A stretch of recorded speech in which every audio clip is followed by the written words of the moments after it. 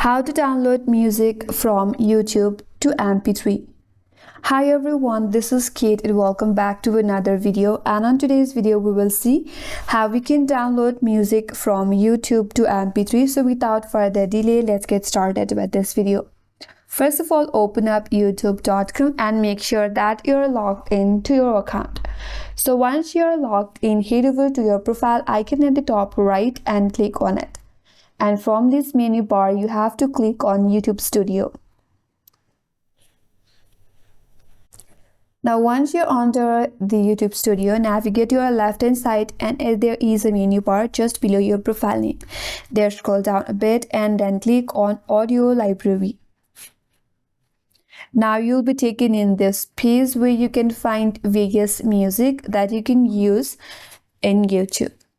If you want to preview the music or listen to the music, click on this play audio track icon right here and that's gonna play it. If you want to add star, click on star. Now if you made your mind to download this music right here, hover your mouse over there and there is a download button right here. Click on download. And there you go, the MP3 music has been downloaded.